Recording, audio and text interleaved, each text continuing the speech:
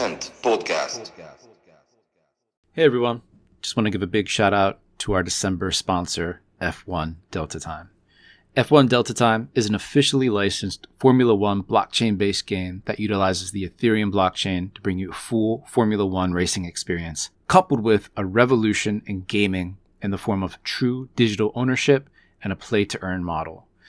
F1 Delta Time is all about collecting scarce digital items to fill your garage and leveraging these items to go head-to-head in multiplayer racing. Visit f1deltatime.com to join in various events running throughout December. That's F1DeltaTime.com. Welcome back to the Matthew Rizzle Show. Today our guest is Mark Rendar of Rendar.org and the Rendar Gallery, which is home to some amazing urban artists that are making the transition to NFTs and crypto art. Folks will be familiar with Mark if they've come to the Whip back in July when the Rendar Gallery hosted an episode of the Whip, and we burnt NFTs and we bought the Digiphysical combo set from street artist legend Chio. On this episode, Rizzle and I go back in time and really deep dive into what it was like to be in the UK during the golden age of the street art boom and talk about some of the big pain points that urban artists are having trying to make the transition into this exploding area of crypto art. It's a really awesome chat. Mark is a great person. You'll talk to him. He has such a deep knowledge of urban art and street art. So it was really cool to pick his brain and just talk shop and what the state of crypto is and most importantly, what the Rendar Gallery has planned heading into 2021, which is it's absolutely insane that that's just a couple weeks away. So without further ado, please enjoy the chat Rizzle and I had with Mark Rendar. Okay, Mark, welcome to the Matthew and Rizzle Show. Hey, it's great to be here. Thank you for having me. Yeah. And well, this has been a long time coming. Fans of the show and the Whip are definitely really familiar with you and the Rendar Gallery. But for folks that are tuning in for the first time, I think it'd be great if you could introduce yourself a little bit and tell everyone a little bit about who Mark Rendar is. Yeah, I'm co-founder of Rendar. We work with urban artists with the aim of kind of tokenizing them and launching them into the digital realm effectively. Most of the artists that we work with have little or no experience of the blockchain space. So it's a very kind of hands-on, drawn out as in, we can spend months working with a particular artist to get them ready to launch. So it's not a big platform, but it's very, very kind of attentive and hands-on, and we spend a lot of time just working to get them ready and kind of up to speed to launch into this weird and kind of wonderful world of ours that seems to be kind of evolving daily. Dude, what was the inspiration? I mean, I feel like, and people like yourself are, critically important to this space because you're literally doing hands-on onboarding of people who should be in this space, the exact type of people we want in this space. So what was the inspiration behind starting this in the first place? Was there a landmark artist, or did you just sort of fall down the crypto art rabbit hole, or how did this whole concept get started of this sort of mission you've undertaken? Yeah, absolutely. It was like most of us. I kind of tripped and fell down a rabbit hole and kind of been here happily playing ever since. So yeah, it was. So I guess I've been a collector of things all my life, like most people. In the UK, it was kind of the football, soccer cards in the playground, and then the Star Wars figures. And, as I was growing up, it was music and then art. So I guess I've always had this kind of collecting thing around me. I guess my last physical, obsession of collecting was with urban art. So I got into urban art way back when, back in the mist of time, around about kind of early 2000s. And I guess I should say the city where I'm based, Bristol, became kind of like a hub, a launch pad for some of the kind of biggest urban artists in the world. So we've had kind of Chio, Nick Walker, Inky, Banksy, who you may have heard of, all kind of held from this particular region. So I guess that's what kind of seeing their works on a daily basis spurred me to collect urban art. And I guess fast forward to, I think it was 2015, I was happily collecting. And I kind of chanced across an article on Bitcoin, which seemed kind of, it seemed quite out there. I didn't understand it at the time, but it warranted enough kind of investigation by myself to look a bit further into it. So I did, but unfortunately, I only looked to the kind of like the first page of Google search results. And back then, if you were involved with Bitcoin, you would know that it was FUD. It was just mainstream articles, saying Bitcoin was spawn of the devil and to stay away and not get involved. So I didn't effectively. But during this time, I was on a mailing list for a venture capitalist called Fred Wilson. He runs, I think he's one of the co-founders of Union Square Ventures. Mm-hmm.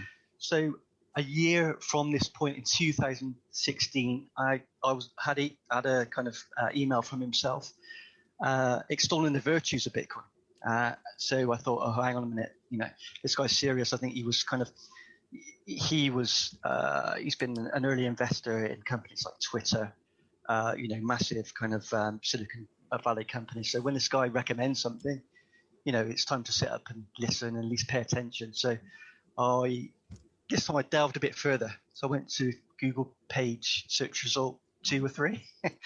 And then I found, I think it's Bitcoin Talk. Uncharted territory. Yeah, exactly. Yeah, the cyber jungle. Yeah. So I found Bitcoin Talk, and I think it was Bitcoin Reddit at the time. So I got into these forums, and then it just, well, that's the rabbit hole, isn't it? I just discovered what this is potentially like a life-changing technology. So I just kind of I think I bought half a Bitcoin, started to play around with it, learned a little bit of tokenomics, and if you learn something about tokenomics, it's almost by default you learn something about our present day financial system and how money is created, and it kind of compounds that speed at which you fall down the rabbit hole, seeing how fragile our current system is and how creations like Bitcoin can potentially be, like a life raft or a fire alarm, in case, as and when our financial system goes up in flames again, we have these other technologies where we can store value and potentially help us through it. So that's how I guess that's how I got into crypto. And I guess I was around for the 2017 ICO, the kind of the bull run. I didn't know anything about Ethereum at the time, though. I discovered that a lot of these altcoins were created on the Ethereum standard, the ERC20 standard. So that's kind of how I discovered Ethereum, and then being in Ethereum, I then discovered CryptoKitties, which was the non-fungible token standard. And so I kind of I've been, as soon as you think you hit the bottom of one rabbit hole, you kind of you bounce and end up hurtling down another. So I guess that's why I'm here now. Yeah, I love the background story. I feel like so many people that are doing things in the space right now, they have that similar origin story. Some point earlier on, they fell down the rabbit hole. They had to swim across the channel to get where we are now, right? There's no bridges laid. There's no roads laid for us. We had to do a lot of heavy lifting. And then to see folks and projects like Rendar start to build the bridges so that folks from adjacent or tangential areas that could benefit from coming over to where we are in NFT land and this part of crypto, the service that you're providing and the onboarding and the promotion and the education is just invaluable.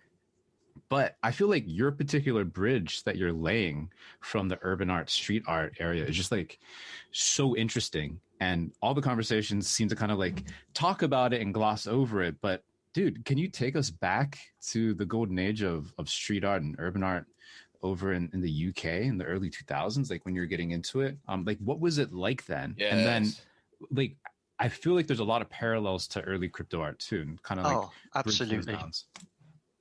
Absolutely. So I guess it kind of all evolved from hip hop culture. You know, you had the music, you had the dress, but you also had the art, and I was very much into that. And it was all encompassing because, you know, it was multifaceted. And so were a lot of people in the UK, and especially in my city where I kind of grew up. And so I live, the area where I live is very near, I guess the nearest we've got in the US, you'd call it, there's an area called Bottom Hill, which is similar to like the projects in the US, you know. Mm-hmm. It's quite a desperate area, quite run down. Mm-hmm. It's a tough place to live. Now, where it's just around the corner from me, so I used to travel through it extensively. And I guess how street art really kind of impressed itself on me was that I used to catch a bus into the centre of town, and it used to go through this particular area. Mm-hmm. Now, so it's, you know, big high rises and grey, and at the start of the journey, it's quite a depressing sight. So once you end up in these tower blocks, they're really difficult to get out of once you've been settled there. But people discovered that if you would set fire to your flat there, obviously you'd have to be rehoused out of the area. So, so you can imagine that I'm on the bus and I'm driving through this area, and there were like pockmarked windows where people would set fire just to get out. So you can imagine what that's like, seeing that. It doesn't really kind of warm the soul. What in that particular area, very forward thinking. There was a youth centre, and the owner of the guy who used to run it is a guy called John Nation, and he was very much into the street art and hip hop culture. Well, he's very forward thinking, and he was into street art. So this youth centre, he used to let the street artists run wild, and it was kind of like the breeding ground for some of the most famous artists that had come out of the UK eventually. And so you can imagine, start of this journey, we had these kind of tall, high-rise blocks with, you know, just desperate places that people would set fire to their apartments. It ended as we exited this particular area with John Nation's youth centre, which was just a splash of colour, a splash of humanity. It was, you know, he literally gave every wall in that youth centre and the walls that kind of on the pavements that surrounded it, he literally handed over to the street artists to go wild. And this was a very brave thing of him, because at the time, it was illegal. You know, it's recognised as an art form. It's an art form now, but back then it was graffiti. It was an eyesore. It was illegal, and you know, right about that time, I think he was arrested as part of one of the biggest UK graffiti busts as one of the ringleaders, or you know, by letting it go on by default. But for me, you know, and this journey started depressing and it ended with this splash of colour, this splash of humanity. What if we really let human beings express themselves and give them freedom?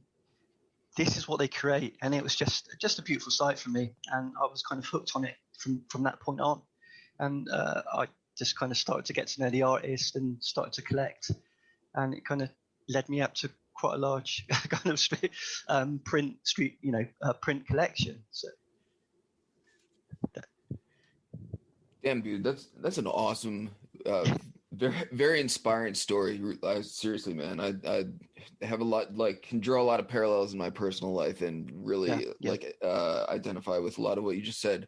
Um, the reaction to trying to drag some of these street artists like down the rabbit hole with you, Yeah. I assume, like, we're talking about people who were already willing to push, societal norms and boundaries and everything. And that's probably what Matt was alluding to with regards to, the crossover of some of the similarities in Oh, cultures and absolutely. everything. Yeah. Are they like, down to roll once they understand? Do you like catch a lot of resistance from them? Is it sort of like a mixed bag, or like what has been your experience in trying to show these people what we've got going on?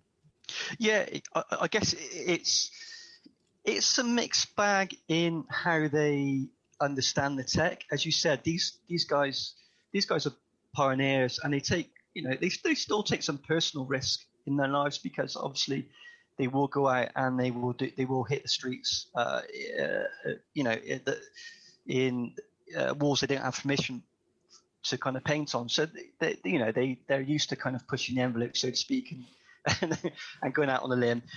So from that point, from that angle, they're up for it. I guess the resistance I get is the tech. It's as you know, it's not fully formed as yet. It's still, even for us to use, it's still a little bit rough around the edges and clunky, and you have to be patient with it. So it varies. So I've had artists that set up their own wallets and will happily allow me, to receive payment in their wallets. Others, we have just completely custodied for them, because the Chio especially doesn't like tech. He uses it. He uses Procreate and other kind of graphic design packages, but he just wasn't really ready to take this next step into. And I guess part of my conversation is that this is mutable. Any mistakes, this isn't eBay. This isn't PayPal or Visa, where perhaps you may be able to call somebody to kind of have a transaction reversed. I guess I have to tell them at the outset, to kind of build a picture as to what we're dealing with, and I appreciate that sometimes puts them off. So yeah, with Gio, we've completely self-custodied his assets to a point where he's ready to kind of take them himself. So yeah, it is a mixed bag. There, as you said, Riz, these are kind of very open-minded people, used to taking a little bit of risk. So we don't get resistance from that part. The only resistance we do get is kind of the tech side of it, and how much they're really willing to take on themselves. And from a kind of authentication kind of angle, they're used to this. They know that okay, with a physical print, there needs to be some kind of authentication with it. So it's not a massive step to kind of to abstract that away till this token that we create acts as a digital form of authenticity for the JPEG or for the image. So that's not such a big jump for them. It's just trying to get them to use the tech and to kind of to custody their assets. Yeah, and then from there we talked about Chio a couple times here, and then my meeting point for you guys and what you've been doing was the Chio drop that we set up along with the sponsored whip back in the summer, which feels like ages now. But yeah, it does. The really memorable part that really sticks with me, like literally, physically, and then digitally, is what I walked away with that from that event from, and what a lot of other people walked away from the whip that day, which is the digital representation of this physical collectible that you sold there from Chio. And I'm just curious, like, from that kind of using the digital physical offering there, kind of bridging the best of both worlds. What are you guys doing heading forward into 2021 with like new artists and things like that? Are you going to be experimenting with different types of sales, new asset classes on the digital side? Curious to hear your plans for what's coming, because 2021 is literally next month, which is crazy. Yeah, there's something about cheese in here somewhere. yeah. So let's start with the cheese. So we plan to launch our social currency Cheddar, which was voted. The name was voted on by our community. That's going to be in 2021. I'm just going through the white paper now. Effectively, I'd like it to act as some kind of loyalty token. So when you buy a Rendar asset, you get the Cheddar social currency along with it, and that can be kind of redeemed against other assets. So currently putting that together. We're also going to start experimenting with other assets. So we've just had our application upgraded to accept 3D GLB files. We have an artist called Andy Council, who paints these most wonderful, calls them city beasts. They're effectively, it's a dinosaur, but with a cityscape kind of running along its back. And he's done them I think he's done from London. I think he's done for kind of cities all around the world. He's just got into VR. So he's created this just amazing 3D dinosaur. So we're currently working on trying to get the file size down so we can tokenize that and kind of have a drop with it, one of this kind of tokenized dinosaurs. We're not sure if we can do a physical print along with that, but the digital physical definitely features next year. We're just waiting for the kind of the right opportunity, really, the right artist to come along who really wants to explore that.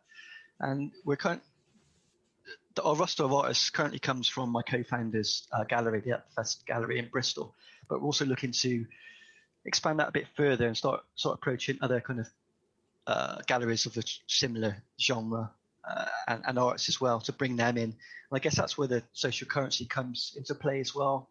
We can award them a currency for becoming part of the network. So yeah, there's a lot on. as for most people, we've got and organisations, we've got a lot of plans for 2021. So yeah, we need to get to work and make these things happen. Yes, make it happen. I want a VR dinosaur. Yes, absolutely. Yo, Mark, like you mentioned like the hurdles in onboarding artists, which I think are pain points for a lot of people. Trying to bring people, noobs into the space and everything. If you had to ask like crypto clause for one like tool in your toolbox that would really like help you in streamlining this onboarding process, like are there a couple like sticking points that you're like, man, if only like there was this that would make this process like so much easier? Like what would be like on the top of your wish list? Oh, well, I guess we were hammered by gas fees this year. So and that is kind of quite a big sticking point, really. It's one thing to kind of set up a wallet for somebody and to send an asset there, but then to expect them to kind of expect them to pay $10 or something to move it. It's kind of I'm trying to sell this to them as an alternative, better financial system, and then saying that they've got to spend $10 to kind of to move an asset. So I guess it's that, but I guess Ethereum are working on that. I'm not sure. I know ETH2 will it will kind of increase throughput.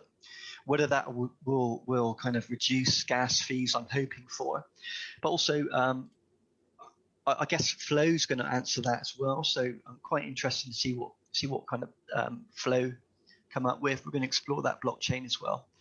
So yeah, I guess it's just it was gas fees this year, and I guess another aspect we could change is I know we have stable coins, but being able to list assets in a currency or for them to be viewable in a currency that the kind of everyday buyer can kind of get their heads around. At the moment, I know on OpenSea it's mainly ETH. I know you can use stable coins, but I guess if I'm sending someone to OpenSea, I'm not only asking them to kind of try and get their heads around this kind of massive abstraction that digital assets can now have value.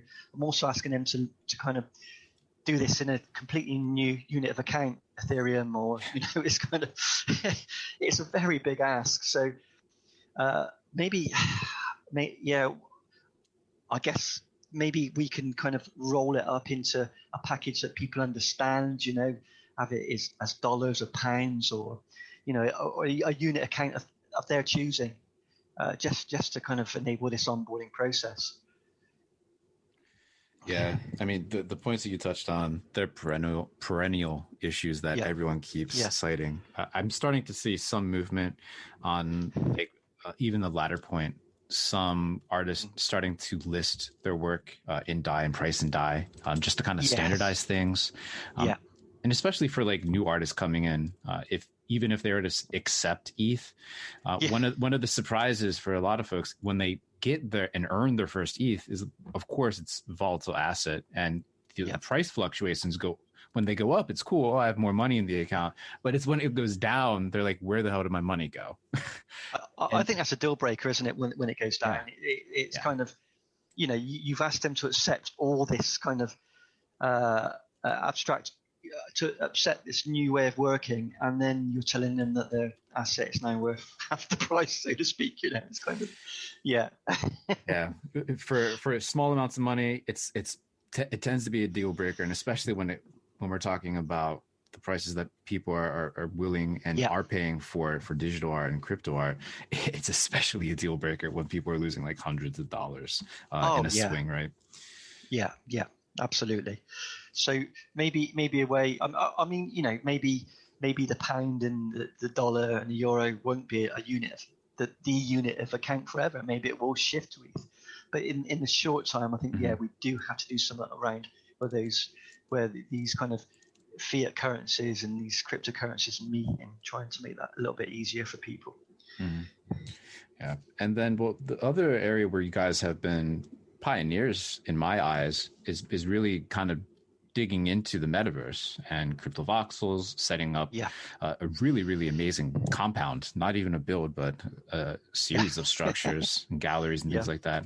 And heading into 2021, fingers crossed that the vaccine it has a high degree of efficacy and we can get past this COVID issue that the world's been struggling with. But do you guys have any plans in the metaverse heading into 2021?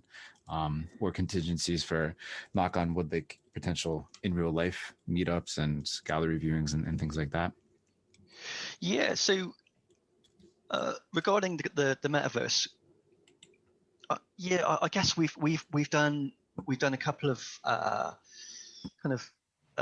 we've opened a couple of shows in cryptovoxels, and I don't know, it can be a little bit frustrating when you spend a couple of months building something for it all to kind of fall apart on the day. and I know that the people who attend crypto, it's very forgiving. It's a very forgiving community. So when you're holding an art show and all the art disappears from the walls, people it's cryptovoxels, right? They don't seem that word. But I think, so we're going to stay with cryptovoxels, but also going to take a look at Decentraland. So I've got a friend who works for Decentraland. You may, if you've built anything there, you may have come across him. His name's Tak, and so we're going to go across there. Possibly look to maybe do a few launches on Decentraland. I guess cryptovoxels is my kind of first love. I think we spoke about this before, that it's just at the moment it has got that kind of cyber aesthetic, hasn't it? Which is really nice. Decentraland, I find, I don't know, I just wish they'd take the flowers from the road and things like that. I wish it make it. It needs more grime. It needs more punk character. Yeah, it's too much like Dubai for my taste. I mean, I love it. It's reliable, but it's Dubai. I like absolutely. the New Yorker. creating this crypto CV. Yeah. So I think it needs some Rendar there. So we're going to get across there and see if we can't rough it up a bit. Oh yeah. We're going to go. Yeah. So I think we're going to stick with Decentraland and crypto voxels. We've also, Sandbox is looking good as well. But we're a small startup with limited resources. So as to what and where we can go, I think it may be just Decentraland. My co-founder, so the Upfest Gallery, they run the biggest urban art festival in Europe, and all being well, that's penciled in to run next year. I think it's June, and we've been promised a space there to do something with crypto art, and I guess I'm open to suggestions for what to do there. So we're going to be competing against, a street artist is just a wondrous thing to watch him create, to paint this wall on a street, and it's such a show. And I'm just wondering how we're going to, via crypto, how we're going to create something that can be as entertaining as that. So I'm just thinking about at the moment, maybe it's something in VR and tilt brush that can be screened, and you can watch the actual creation take place. But that's something I'm considering, taking a space there and kind of really introducing crypto art to like I think they get like 100,000 people pass through the festival. So I'm just considering that as well. It's just and if anyone's listening out there and has any suggestions, please kind of hit me up and let me know how we can kind of make crypto art a bit more of a show, and how we might kind of create some more inspiration for the people watching. Hell yeah, man. Seems like if anyone's the right person for the job, it's you with the, been providing the bridge all this time, man. That's seriously. Yeah. Dude, one of the questions we always like to hit people up as we get towards the end is just sort of shaking down your crypto wallet, and always interested in what people are sort of, collecting on the side or tinkering around with, or just sort of like playing around with in the space that has nothing to do with their current project or whatever. Yeah. So I've just, I guess my last crypto art purchase was the Beeple, politics is bullshit. Nice. Drop. Yeah. I didn't get it on the primary. No, I think any bots got it on the primary purchase. But I managed to get one on the secondary, so I'm quite excited about that. Oh, and there are loads of things. So I'm playing around in the F1 Delta Time. Doctor Who has so someone's just licensed Doctor Who IP. I think they're creating a card game around that. I think I'm going to kind of dive in there as well.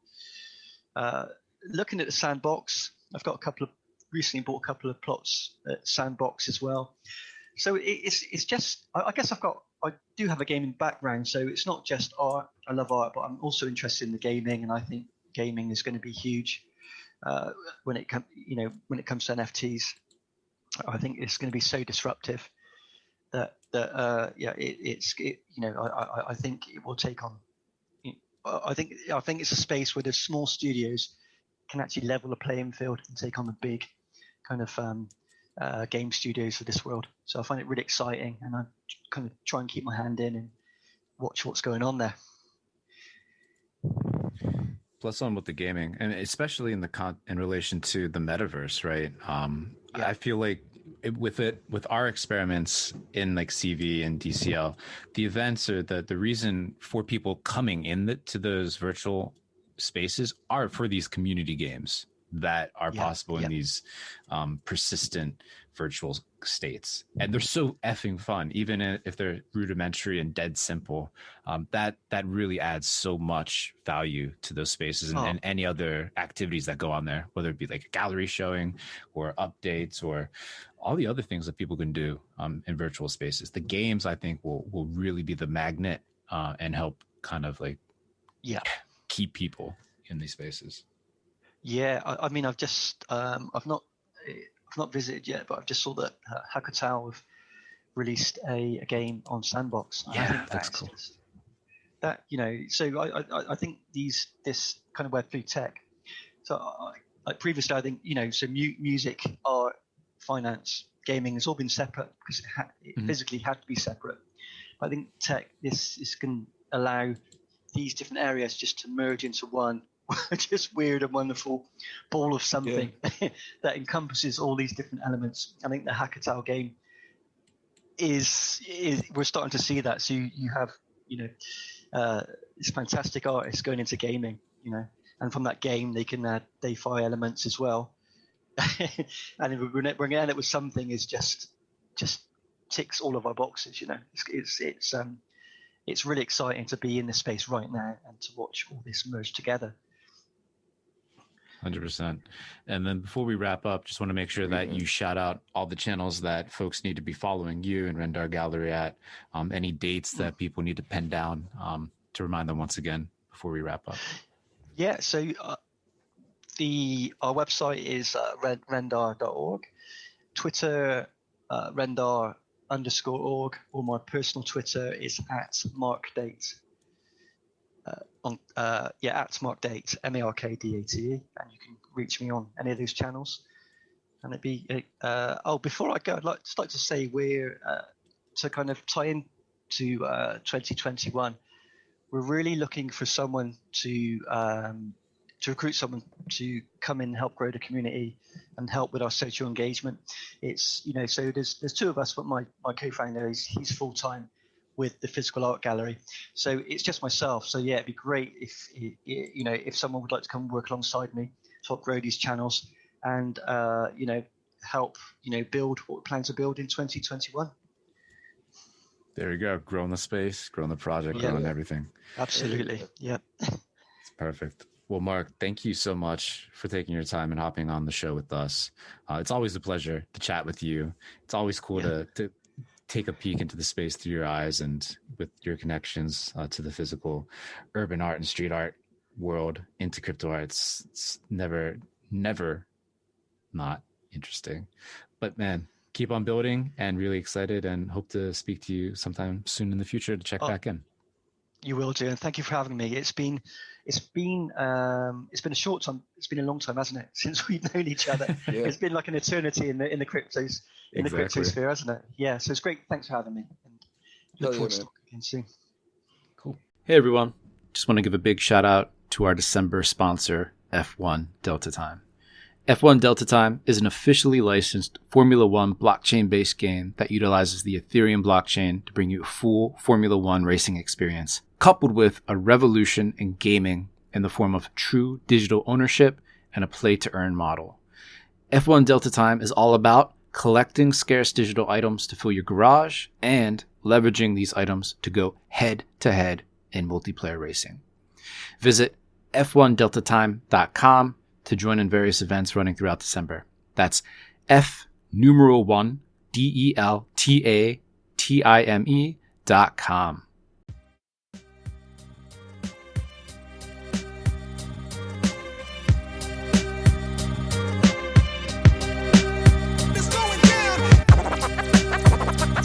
Podcast. Matthew Rizzle. Podcast.